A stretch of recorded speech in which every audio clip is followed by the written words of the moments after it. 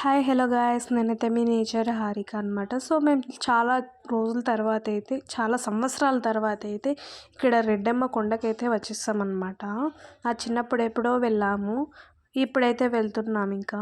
So నాతో పాటు మీరు కూడా టెంపుల్ ఎలా ఉందో విజిట్ చేసేద్దాం రండి. చాలా డేస్ అయిపోయింది.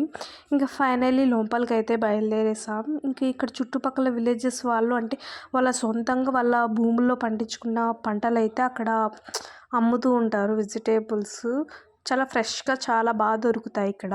ఇంకా మా మమ్మీ అయితే చూస్తూ ఉంది.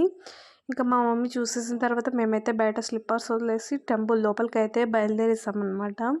ఇంక ఈ టెంపుల్కి వెళ్ళే మధ్యలోనే అక్కడ కోనేరు ఉంది.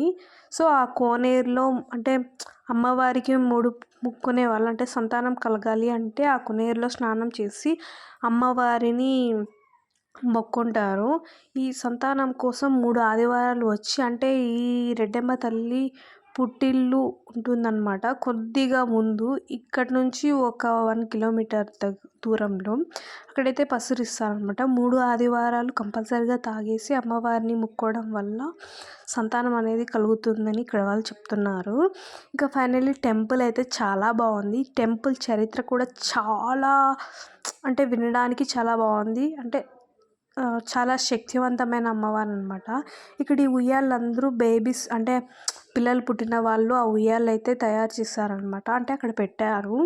ఇలా అమ్మవారికి ఏదో ఒకటి మొక్కున్న వాళ్ళు నెరవేర్చేస్తారనమాట. ఇంకా నేనైతే టెంపుల్ మొత్తం చూస్తున్నాను. క్యూ అయితే చూడండి లాస్ట్ వరకు ఎలా ఉందో.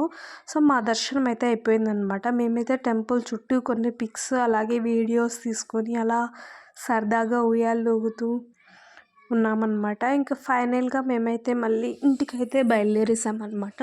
దీని స్టోరీ కావాలంటే నాకైతే కామెంట్ చేయండి. నెక్స్ట్ వీడియోలో అయితే నేనైతే పోస్ట్ చేస్తాను అమ్మవారి చరిత్రని. కావాలంటే కామెంట్ చేయండి. Okay, thank you so much, bye.